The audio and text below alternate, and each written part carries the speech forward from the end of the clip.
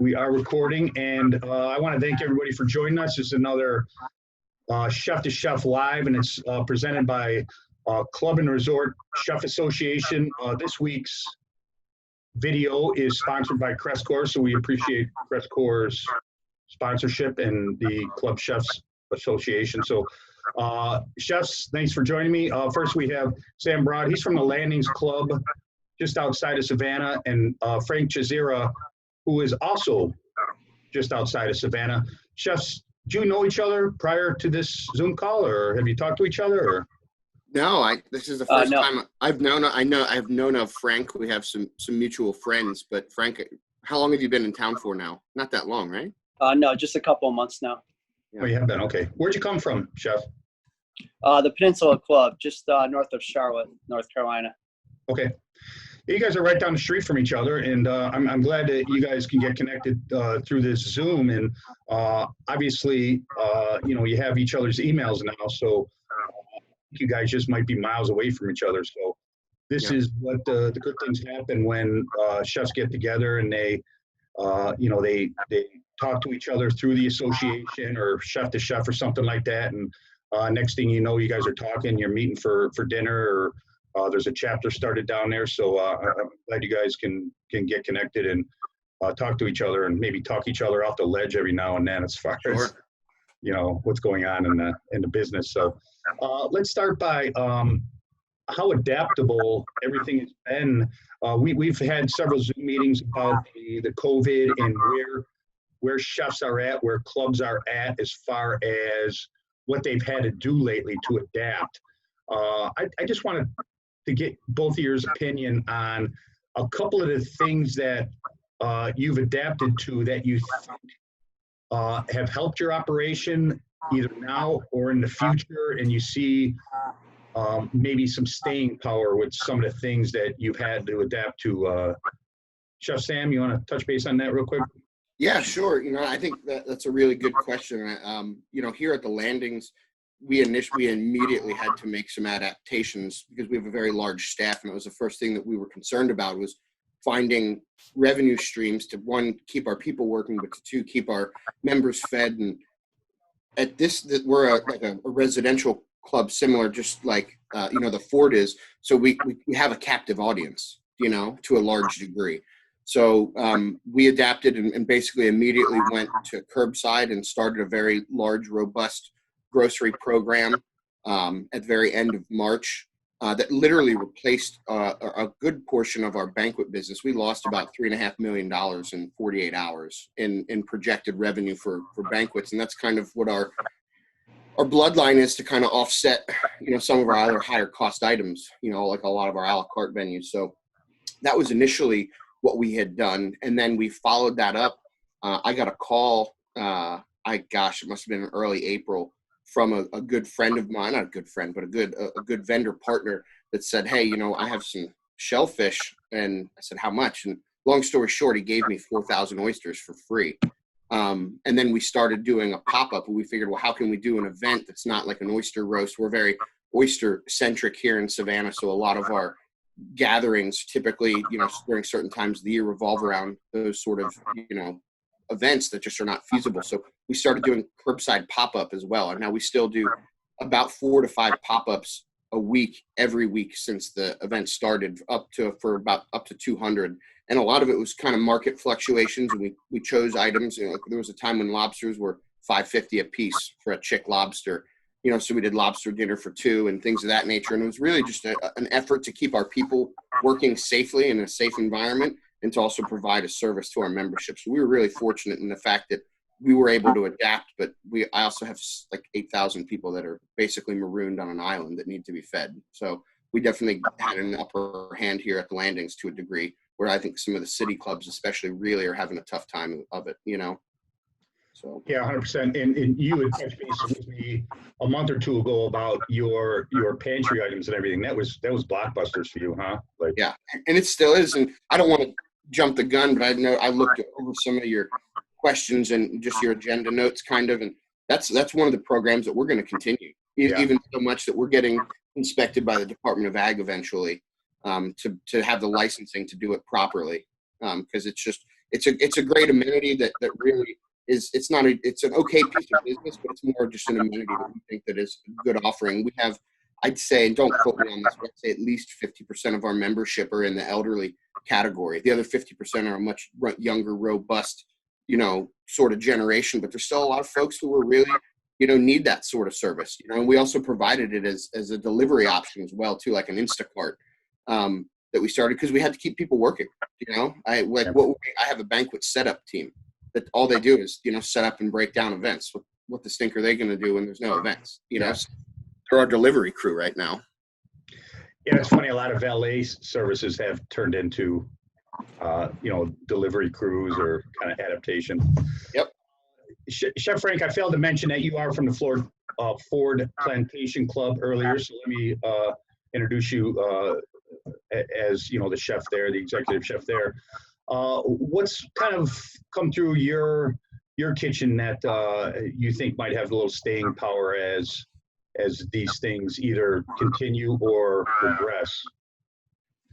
Well, I kind of came in the middle. I've only been here 2 months, but as we had just mentioned, the grocery program has been pretty good for us. So we're going to continue to do the grocery program until we, have 0 members that have an interest in it. So we're going to continue on with the grocery program.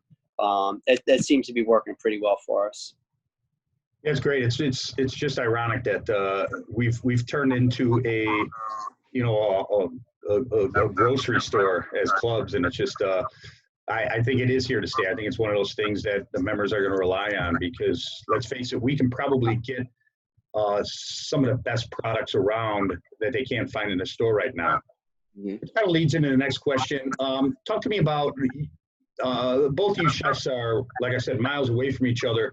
Talk to me about availability and are things on a rebound? Can you get just about anything you want right now at each of your clubs, Chef Sam? Yeah. Yeah, for the most part, we're back to where we were at. A month and a half ago, that wasn't the case. And initially, I had purchased, and I don't like to buy many frozen goods, but I bought I can't remember how many. It was several hundred pounds of ground beef when the market was just so flat. Literally doing $10,000 a day in grocery sales. So we were trying to really keep up with the volume and qualitatively more over than anything, because we have a qualitative standard that we're not going to fall below. And the only way that we were able to continue to grab some of those items where we actually did have to buy specifically just the ground beef was the only really big issue. Other items that we either couldn't get, and it was more reasonable to say that we just couldn't get it. Ground beef really didn't fall under that category. So we preemptively did buy a decent amount. And then I have a refrigerated freezer truck that we've had on my back loading dock at one of my clubs for the last almost 3 months.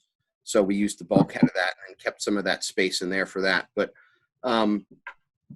just in general. Was that a broadliner that kind of just came in and said, here, use this truck for a little while? Or was it? Yeah. Well, yeah, I just basically approached them and say that you're just going to give me this truck or we're just going to buy the products for the grocery store from somewhere else. So, yeah. And I've done that a lot in the past, even too, just when we have our large holidays. This club was not built for the volume that we're doing. And so we're growing and adapting with it. But when we do big events that are coupled with, several other small events in the a la carte restaurant in one of my main clubhouses, we just have to have a truck there. It just makes the ease of service so much better. And it's basically free.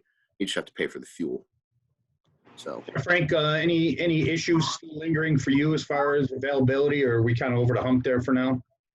No, we're in the same position where, we were concerned about not having certain items, so we stocked up on them. But as of now, right, we're pretty much getting everything that we need. So we've been in good shape. That's great. Are either of you chefs right now, as far as menu goes, are you limited menu because of the availability process, like we said a month and a half ago? Are you limited? Is that something you think you're going to keep for a little while and keep rotating menus? A lot of chefs said they were kind of scaling back their menu and kind of rotating them just a little more. What's your philosophy on that lately, as far as a la carte and how you're opening up either your patio or your limited seating right now, Chef Sam? Yeah, initially we kind of already through that, what I would call our first phase of reopening that was more limited menus, and it was in our model, it was based more on the inavailability of our staff. We just didn't have a lot of folks who were willing and able and wanting to come back, and we still are seeing that. But we're almost back to a full menu. However, all of our menus, like the printing cost is just astronomical. We're printing 500, 600 menus every 3 or 4 days for each restaurant, because we're throwing it away each time. So that is a bit different. And I'd say that the menus are probably in the 85 or 90 percentile of kind of in terms of the offerings, but that's just recently in the last 2 weeks that we've kind of gone into what we kind of internally call our internal second phase of kind of getting back into swing of things. So they're expecting a bigger menu, and you couldn't sustain a smaller menu. The demand was there for a larger menu, would you say? Yeah, it was, but initially, and we rode that train for a while. Yeah. But we were like saviors, and we're really, because we were, just not just us at the club, but all of us in this industry have really been, we've been humping the whole time, since this has happened and occurred, and we've gotten a lot of great accolades for that. But that is coming not a bit to a close, but the expectation is starting to come back, and if the demand is there, we're happy to supply it, because just like the more people that are willing to come and eat, the more people that we can continue to gainfully employ and start training and continue to get back to normal, at some point. So whatever we can do to expedite that. Chef Frank, are you limited menu still, or obviously you're fairly new there, so you don't know what? We change our. Ahead, yeah, Chef. but we've traditionally always changed our menus up weekly. So we've been continuing to do that. Summertime's kind of a slow time for us anyways, with a lot of our members kind of traveling. So our menus are slightly smaller in the summertime, and then in the fall we'll start to increase them a little bit. Seasonality wise, and just whatever's available. Yeah. Oh yes, yeah. We always keep our menus seasonal. Chefs, talk to me about what do you think is going to stay from this pandemic? Is your staff wearing masks? Are reservation systems that were put in place going to stay? What are some of the things from this pandemic you think that are going to kind of stick around and kind of help you, through some of the things? Chef Sam? Definitely, to answer your question, yes, all of our staff are wearing gloves and masks, and up until, don't quote me on this, maybe a week or 10 days ago, everyone was wearing them in the kitchen at all times as a mandatory thing. And now currently we eased back just a little bit, but we still provide all of the masks and gloves, and most folks in the kitchen always wear masks, but it's mandatory to wear masks and gloves in all the front of the house areas. And I'm pretty certain that as we're seeing a national uptick, specifically in the Southeast region where we're at, I wouldn't be surprised if we went back to being mandatory and then starting even to take temperatures again too, because as we first reopened, we were taking temperatures not only of the guests coming in the front, but also all of our staff as well. And we've eased up on that as well. But unfortunately, it looks like there might be a trend coming back. So we may switch, but I'm not 100% on that yet, though. Reservations. I've talked to some chefs that have really, the front of the house have retooled their reservations, and it's really working more streamlined than it ever has been in a club. The clubs are known for everybody having a drink at the bar and then sitting down all at the same time, right? 45 to 8:15 getting crushed, right? Right. Yeah. Has the reservation system helped out a little bit? Has it been retooled to your advantage? And is that something that's going to stay, or? Frank, you want to answer that? Yeah, we're just keep following the guidelines that the state kind of gives us. So that's basically what we've been doing the whole time. Just sticking with it. Yeah, cool. Talk to me about low country cuisine. Chef Frank, you're just getting there. I spent a little time in Charleston on Kiowa Island, and really was that guy who embraced it. And I had, the locals take me shrimp in and crab in and fishing in the tidal creeks and everything like that. Chef Sam, talk to me about low country cooking and who kind of who took you under their wings, or how did you embrace that? I'm enamored by it. No, that's a good question. One, I'm definitely a Yankee, but I've been in the Yeah. South. I worked in Atlanta for six or so years, and then have been back now here for about the 5 years. And for me, I would say that low country cuisine is just as much about getting to know the local people and the local purveyors, and actually getting the local fresh product, right? And kind of like you were saying, and that took me a while when I first started here. And still, there's some of my managers who have made it through since I first started. And some of those folks that are on board have been here quite a long time, and they're kind of in the good old boy club. Like, there's some folks that I couldn't even buy from had I have not had connections through some of the local folks that work here at the club for me, specifically for like Blue Point Crab, which is a local blue crab, very, very small fishery that's right off Skidaway Island. There's two shrimp companies that we buy from specifically. Now, I would have to say that none of them can keep up really full time for everything, but we have specialized dishes that are very specific towards those regions. But it is a lot of seafood centric. There's definitely some of the regular. We really try to elevate. We do shrimp and grits and more of a Creole style. And here at the club, we have specific menus is just geared towards low country coastal cuisine. It's called Deer Creek, which is a coastal grill, and that's really where we get to do a lot of the low country seafood. But as well, we also have another venue called the Southern Table that we really we looked at, because it's a good question to ask. What is low country cuisine? And it's a hard question to answer. And it means something different to everyone. So we kind of picked 4 or 5 of the best places around the Southeast as models to how we were going to retool this restaurant about 2 years ago. And I would call it a very contemporary, elevated Southern cuisine with locally sourced ingredients.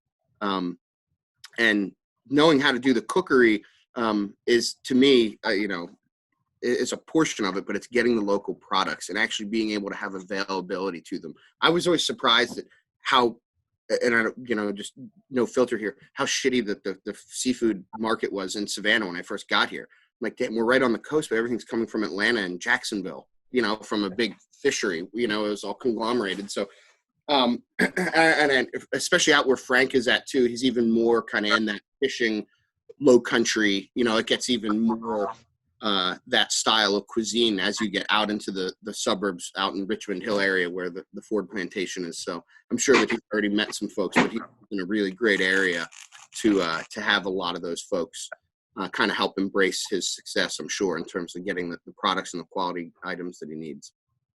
Yeah, I could use some of those stone ground grits up here sometime soon. It takes me a week or something to get it up here. It's almost like you got to. Yeah. There's actually right. Frank's Club is right off of the Ogeechee River, which is the larger tidal inlet. I don't know if that's the right word for it, but essentially, and they have the Ogeechee. Chef, what that company? They have the Ogeechee Grits, which is like a very local. Yeah, I'm getting to know some of the local. Right. Farmers and I'm looking forward to getting to know some of the local purveyors and start bringing in some local stuff. So that's one of the things we're excited about. But yeah, I'm still kind of new, so I'm getting to know the area a little bit. Yeah, no, I've been there, done that. So anything I can do to help you, I'm happy to help. Chef Frank, do you have a couple of those cooks in the kitchen that have been there 15 years that you're just sitting back and watching right now, as far as low country cooking, and just going, okay, this is how you do it, kind of thing, or? Oh yeah. We got a great staff here, and I'm kind of learning from them too. So, just kind of learning a little bit about low country, and it'll have some influence on our menus. We kind of change up our menus a lot, so. We try to pull from different areas, but obviously low country here with, all the fresh seafood and in the summertime, a lot of great vegetables and stuff. So we're just excited about, coming up with some creative menus. Cool. Real quick, I'm talking to a lot of chefs on these Zoom meetings, and we talk about, just a couple of menu items that you can't take off the menu if you want to keep your job. Chef Frank, you're fairly new there, but you probably have a good intuition about a couple of those dishes that you're not going to touch anytime soon. You want to talk to me about them? Yeah, actually, I'm doing right now is a jumbo lump crab cake and she crab appetizer, Maryland style crab with what I make is a she crab sauce, and and then we take some fresh chives out of our garden to garnish it. And so far, since we put it on, it's been a great seller. So we're really happy with that. Kind of there to stay. Yeah, good. Chef Sam, what do you think, man? What's you've been there long enough to know Yeah, what you can touch I like and what to you fight can't. those battles, Right. sure. Definitely, I'm not scared to change the menu up, but you do have to acquiesce at times. And in each of the venues, like I said, it's unique in that we have several different restaurants, and I'm more of a hotel club guy where you had maybe one restaurant, you had to be everything to everyone. At the club, we don't really have that quite as much here. But like, we just opened Arnie's Tavern and Palmer's Steakhouse, which is a Palmer branded venue. And there's Arnie's classics that are on that menu, and they're probably not going anywhere. And Arnie liked really good food, but he's also very simple, so we, took the meatloaf recipe from Bay Hill and kind of emulated that. And that'll probably stay on the menu, but it's also right next to, a $65 entree in the formal steakhouse, because it's a dual concept. And at the Southern table, we've had, Roderick's fried chicken. Roderick Joyner has been here, gosh, I don't know, maybe 20 years. He works in my banquet department, and he's kind of famous for many years, and we don't do it currently. This is kind of one thing that COVID kind of changed, maybe for the better. We don't do a large Sunday brunch spread, but that's a very big thing in the South. I remember that from years working in Cherokee and Atlanta. Sunday brunch was a big deal. And it was a big deal and is a big deal here. And we had Roderick's fried chicken on Sundays. And then when we retooled and rebranded that restaurant, the Southern Table, that we put his name on the menu and put that fried chicken on there. And that's the only thing standing after 2 years. And it's not worth taking it off. And it's a Southern restaurant. And we just do a really elevated, lovely lemon thyme brine fried chicken. And, those type of dishes, they're winners too. There's a reason that they're classics, and I'm a believer in sometimes if it's broken, rip it apart and, put it back together. But other times, if it ain't broke, don't fix it, so. It's crazy as chefs that we have such a guilty vice about fried chicken. And if it's on a menu and it's supposed to be, good fried chicken, we have to get it. It's the simplest thing, but you have to try it because you want to take something away from it. You want to go, what can I pull from that? Look, if you're going to be the guy that gets the chicken dish at dinner, hopefully it's a fried chicken, or some Right. sort of something. If I'm going to get chicken on a menu when I do go out, I'm a sucker for a good fried chicken, 100%. Yeah. It's that guilty pleasure. So, hey, I want to thank you, chefs, for joining me today. We're just about out of time. And I just want to encourage everybody to visit the website as well. It's the association.clubandresortchef.com. Pop it down on a forum and, get a chance to meet some of the other chefs in your area, kind of like Chef Frank and Chef Sam here. So, guys, appreciate you joining me. Good luck with the rest of the season, and hope everything goes well for you. Great. Thank you. So much. Appreciate it.